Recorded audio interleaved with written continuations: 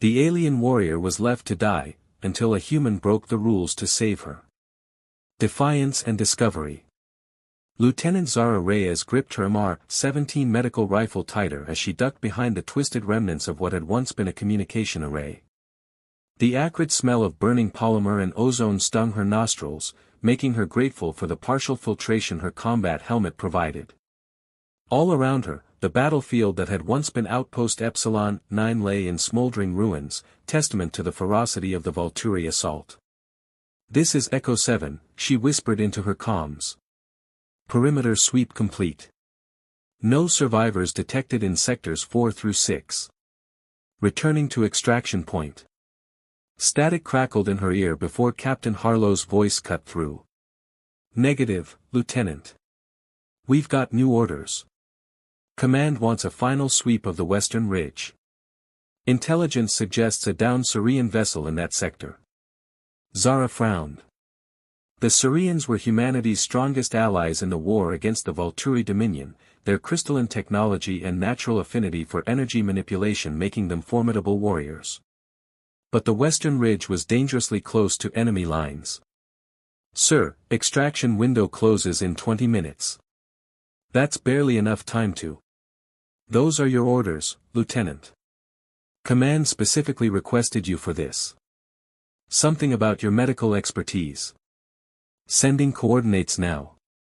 Her combat boots crunched over spent shell casings and debris as she made her way through the battlefield.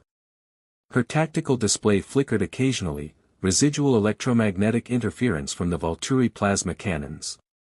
The ridge loomed ahead, a jagged silhouette against the amber sky of Proxima Centauri b. The crash site wasn't difficult to locate. A trail of iridescent crystalline fragments led to a small scout vessel, its once elegant hull now fractured and dark. Unlike human ships built of metal and composite, Sirian vessels were grown rather than manufactured, composed of living crystal that pulsed with bioluminescent energy when active. This ship was dying. Zara approached cautiously, her medical scanner already probing for life signs. A faint reading pulsed on her display, weakening but present. She quickened her pace. Inside the vessel, emergency lighting cast everything in a pale blue glow. The interior was smaller than human ships, designed for the taller, more slender Sirian physiology. Zara had to duck to avoid hanging crystalline formations as she followed her scanner deeper into the craft. That's when she found him. The Sirian warrior lay half buried under a collapsed section of the living hull. Unlike the alabaster skin of most Sirians, his had a faint azure tint that marked him as part of their warrior caste. Geometric patterns reminiscent of circuitry adorned his exposed arms and face, glowing faintly like dying stars. "Hello. Can you hear me?" Zara knelt beside him, already running her medical scanner over his form. "I'm Lieutenant Zara Reyes, Earth Defense Force. I'm here to help." The Sirian's eyes fluttered open, solid silver orbs without visible pupils that somehow still conveyed pain. "Leave me," he managed, his voice carrying the distinctive harmonic resonance of his species. "Extraction, protocol clear. Non-ambulatory, casualties, abandoned." Zara's jaw tightened. He wasn't wrong. Military protocol in hostile territory was explicit: immobile casualties were to be left behind during retreats. Resources couldn't be spared, especially for non-human allies.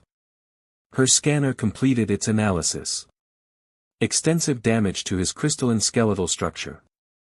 Internal energy pathways disrupted. His equivalent of a spine was fractured in 3 places.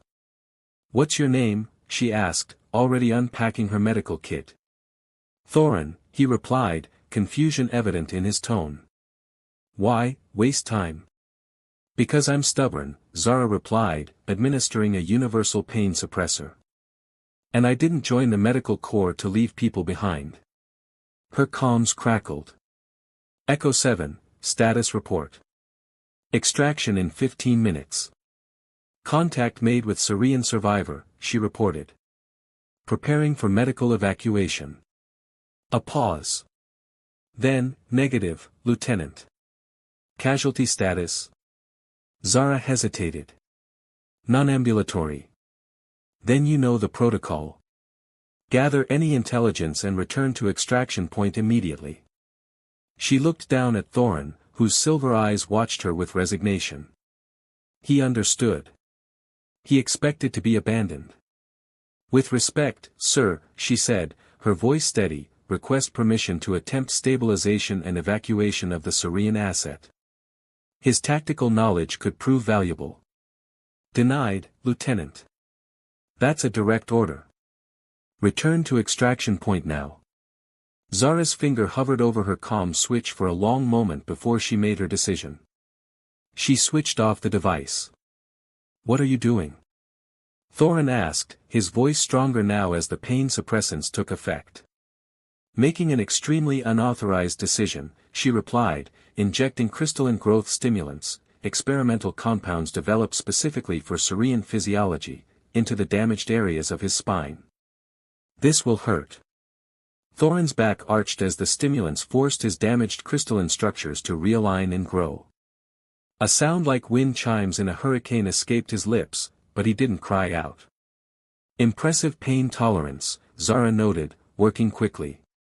We are, trained from hatching, he managed between labored breaths. Pain is, information. Well, here's some more information. I can't fully repair your injuries here, but I can stabilize you enough for transport. The problem is, I've just disobeyed a direct order, and our extraction ship won't wait. Why risk yourself? His silver eyes studied her face with genuine curiosity. Zara paused in her work. Because it's the right thing to do. And because I'm tired of this war's calculus, weighing lives against resources, deciding who's worth saving. For the first time, something like emotion crossed Thorin's alien features. Humans, so inefficient. Yet, admirable. I'll take that as a compliment. She finished securing temporary crystal braces to his damaged spine. Now comes the hard part. I need to move you, and it's going to hurt despite the painkillers. Do what you must. Zara positioned herself carefully and lifted. Despite his tall frame, Thorin was lighter than she expected. Sirians had hollow crystalline bones that made them deceptively lightweight. Still, maneuvering him out of the crashed vessel was a challenge, especially with her combat gear. Outside, the amber sky had darkened. Night was falling, which provided some cover but brought new dangers. Nightfall on Proxima B meant temperatures would plummet rapidly. Our extraction point is 5 kilometers east, she told him as she adjusted her grip. But without transport, we'll never make it in time. There's an abandoned research outpost 2 kilometers north. If we can reach it, we might find supplies, maybe even a communication array to contact command. They will court-martial you, Thorin observed. Probably, Zara agreed cheerfully. But they'll have to catch me first. As they made their slow progress north, the distant thunder of Volturi artillery served as a grim reminder of their precarious situation. Twice they had to hide as enemy scout ships passed overhead, their searchlights cutting through the gathering darkness. During one such moment, pressed close together in the shadow of a rock formation, Zara noticed something strange. Where her skin contacted Thorin's, her hands supporting his shoulder, both began to glow faintly with a bioluminescent blue light. What's happening? She whispered, alarmed but unable to pull away without revealing their position. Thorin's silver eyes widened. Impossible, he breathed. The resonance, it shouldn't be possible with a human. The what? Our warriors can form temporary bonds with compatible Sirians, sharing strength, accelerating healing. But never with other species.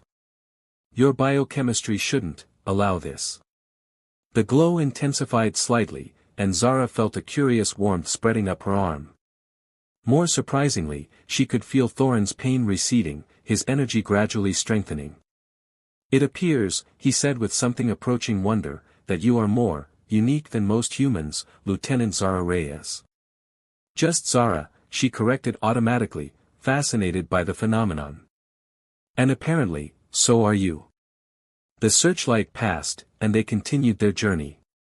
With each passing minute, the connection between them seemed to strengthen. Zara found she could anticipate Thorin's movements, making it easier to support him. And despite the cold night air, she felt comfortably warm wherever their bodies touched. "Your pain tolerance has increased by approximately 47%, Thorin observed as they navigated a particularly treacherous slope. "And your body temperature regulation has improved. The resonance is adapting you. Is that dangerous?" Zara asked, helping him over a fallen tree. "Unknown. This has never been documented." His silver eyes studied her with scientific curiosity now mixed with something else, concern, perhaps. "I can stop it, if you wish." Zara considered this. Whatever was happening seemed to be helping both of them. Her stamina had increased, and Thorin's injuries were stabilizing faster than the medical compounds alone could account for. "Let's leave it for now," she decided. "It's keeping us alive." The abandoned research outpost appeared ahead, a dark silhouette against the starlit horizon. As they approached, Zara's tactical sensors detected no active energy signatures. The facility was truly abandoned. Almost there, she encouraged, feeling Thorin's strength flagging despite their unusual connection. "Just a little further." "Your compassion," Thorin said softly, "is either your greatest strength or your terminal weakness. I have not decided which." Zara laughed despite their dire situation. "That might be the most honest thing anyone's ever said to me."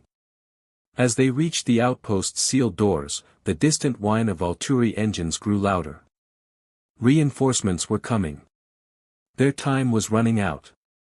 "I hope your lock-picking skills are as impressive as your medical expertise," Thorin commented as Zara examined the door's security panel. She flashed him a grin that glinted in the starlight. "You haven't seen anything yet." Part 2, Bonded in Stardust. The security panel sparked under Zara's nimble fingers, its ancient circuitry no match for her military-grade bypass tools. The reinforced doors of Research Outpost Delta 7 slid open with a reluctant groan, revealing darkness beyond. "Home sweet abandoned home," Zara muttered, helping Thorin across the threshold before sealing the doors behind them. Emergency lighting flickered to life, responding to their movement, backup systems still functioning after months of abandonment. The outpost was standard Union design, central command hub surrounded by laboratory spaces, living quarters, and storage. Dust covered every surface, but otherwise, the facility appeared intact. "We should secure the perimeter," Thorin suggested, his silver eyes scanning their surroundings with tactical precision despite his injuries. "First priority is getting you properly treated," Zara countered, guiding him toward what appeared to be the medical bay. "Then we can worry about defense systems." The med bay was better equipped than she dared hope. Whoever had evacuated the facility had left in a hurry, abandoning valuable medical supplies and equipment. Zara helped Thorin onto an examination table, their continued physical contact causing the bioluminescent glow between them to intensify. "The resonance grows stronger," Thorin observed, watching as the blue light pulsed in rhythm with their heartbeats, which, Zara realized with a start, had synchronized. "Is that normal?" she asked, gathering supplies. "For Sirians, I mean. For deep resonance between compatible warriors, yes. But this." He gestured to where their skin connected, the light now bright enough to cast shadows. "This transcends normal parameters." Zara administered a stronger dose of crystalline growth stimulant directly into Thorin's damaged spine. "Good transcendence or bad transcendence?" A sound like chiming crystal emerged from Thorin, a Sirian laugh, she realized. "Unknown. But fascinating." As she worked to repair his injuries, Zara found herself increasingly aware of Thorin's sensations. When she touched a particularly damaged area, she felt an echo of his pain. When the medications brought relief, she experienced his comfort. "I can feel what you feel," she said softly, almost afraid to acknowledge the growing intimacy of their connection. "And I, you," Thorin replied, his voice taking on a deeper resonance. "Your concern. Your determination. Your curiosity about me. Zara felt heat rise to her cheeks. That's not fair. I can't read your emotions that clearly. Perhaps because Sirians process emotions differently. His silver eyes studied her with increased interest. Though I am learning to interpret yours with remarkable speed. For instance, your epidermal blood flow indicates embarrassment. Great, Zara laughed. I'm literally an open book to you. Not entirely. Your thought processes remain your own. But your physiological responses. His head tilted slightly. Fascinating.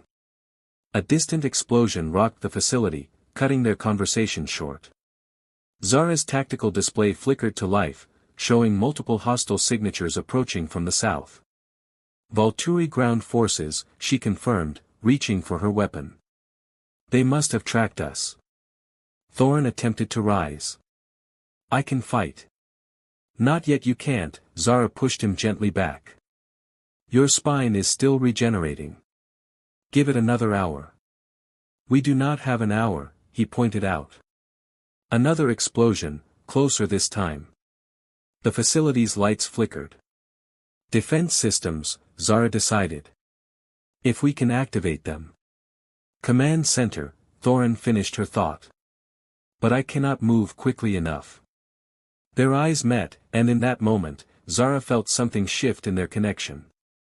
The bioluminescent glow between them pulsed once, then spread, enveloping both their bodies in a shimmering azure light.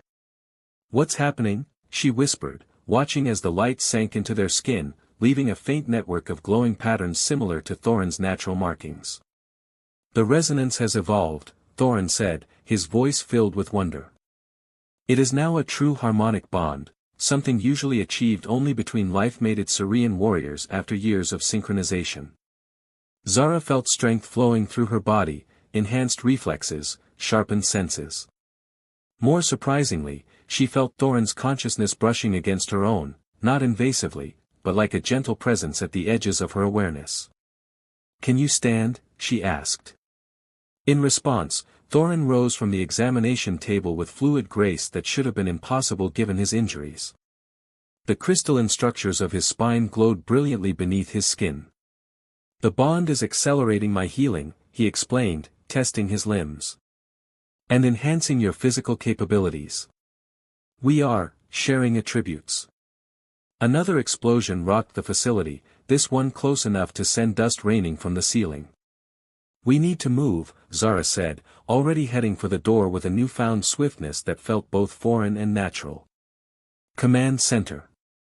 They moved through the facility with perfect coordination, as if they'd trained together for years. Zara found herself instinctively understanding Sirian tactical positioning, while Thorin adopted human combat stances with flawless precision. The command center doors were sealed, but Thorin placed his hand on the access panel. Blue energy flowed from his fingertips into the circuitry, bypassing security protocols with a flash of light. How did you do that? Zara asked as they entered. Your knowledge of electronic systems combined with my energy manipulation, he explained, moving to the main console. The bond allows such synergies. Together they brought the outpost systems online, activating perimeter defenses just as the first wave of Volturi soldiers breached the outer doors. Automated turrets deployed, their targeting systems enhanced by Thorin's crystalline energy, while Zara's tactical training optimized their firing patterns. Impressive, Thorin commented as they watched the external cameras. But insufficient. Their numbers are too great. He was right. For every Volturi soldier the defenses eliminated, 3 more took their place. The facility's shields were already weakening under concentrated plasma fire. We need to call for extraction, Zara decided, moving to the communication array. Even if it means facing court-martial. As she worked to establish a connection with Union forces, Thorin stood perfectly still, his silver eyes closed in concentration. Through their bond, Zara felt him reaching out, extending his senses beyond the facility. There is an alternative, he said finally. A Sirian scout vessel approaches, searching for survivors of my crashed ship. They are approximately 20 minutes from our position. The facility won't hold that long, Zara replied, showing him the structural integrity readouts. No, Thorin agreed. But we do not need to remain inside. He moved to a different console, his fingers dancing over the controls with inhuman speed. A holographic map appeared, showing the surrounding terrain. Underground maintenance tunnels, he explained. They extend beyond the facility's perimeter. We can use them to reach this position, he indicated a 0.3 kilometers east, where the Sirian vessel can retrieve us undetected by Volturi forces. Zara studied the map. How did you know about these tunnels? The schematics weren't displayed. Through their bond, she felt his amusement. Your unconscious knowledge. You saw these schematics during your mission briefing but did not consciously recall them. Our bond allowed me to access that buried information. That's disconcerting, Zara admitted. Yet useful, Thorin countered. As is my knowledge of Sirian emergency protocols, which you are now utilizing to contact my people. He was right. Zara realized she was inputting communication code she couldn't possibly have known, establishing a secure channel to the approaching Sirian vessel. The facility shuddered as another explosion hit, this one breaching the outer defenses. Their time was running out. Tunnel access is through the maintenance bay, Zara said, gathering weapons from the command center's emergency cache. 2 levels down. They moved with perfect coordination through the increasingly damaged facility, avoiding structural weaknesses that both could somehow sense. When a squad of Volturi soldiers breached their path, they fought as a single entity, Zara's plasma rifle complementing Thorin's crystalline energy manipulation, their movements synchronized with impossible precision. This bond, Zara gasped as they finally reached the maintenance bay, is definitely an advantage in combat. It is far more than that, Thorin replied, his voice uncharacteristically soft. Through their connection, Zara felt a complex emotion, something between reverence and excitement. Among my people, such a bond is sacred. The maintenance tunnel stretched before them, dark but navigable thanks to their enhanced senses. As they began their journey, Zara felt Thorin's consciousness press more firmly against her own, offering a memory. She saw crystalline spires reaching toward twin moons, felt the warmth of 2 suns on skin that wasn't hers, experienced the profound connection of 1,000 Sirians joined in harmonious thought. Homesickness washed over her, Thorin's homesickness, followed by something warmer, directed at her. What was that? She asked as they paused at a junction, consulting their mental map. My homeworld, Thorin explained. And gratitude. For saving me when protocol dictated otherwise. Zara smiled. I've never been great at following rules. A trait I find increasingly valuable. They continued through the tunnels, their bond growing stronger with each passing minute. Zara found herself sharing memories in return, the green hills of Earth, the taste of real coffee, the satisfaction of successfully treating her first battlefield casualty. Your world is beautiful, Thorin commented. So different from mine, yet magnificent in its own way, Zara finished. As they neared the extraction point, Thorin suddenly stopped, his silver eyes wide with surprise. Through their bond, Zara felt his shock, followed by wonder. What's wrong? She asked, instantly alert for threats. Nothing is wrong, he said slowly. But something unexpected has occurred. The bond between us, it has created something new. Zara frowned. What do you mean? In response, Thorin took her hand and placed it gently on his chest. Through their connection, she felt it, a third presence, tiny but undeniably there, nestled within the energy where their bond had first formed. Is that? She couldn't finish the question. A new life, Thorin confirmed. Created from the harmonic resonance between us. Among my people, this occurs only rarely, between partners of exceptional compatibility. But I'm human, Zara said, stunned. How is this possible? Unknown, Thorin admitted.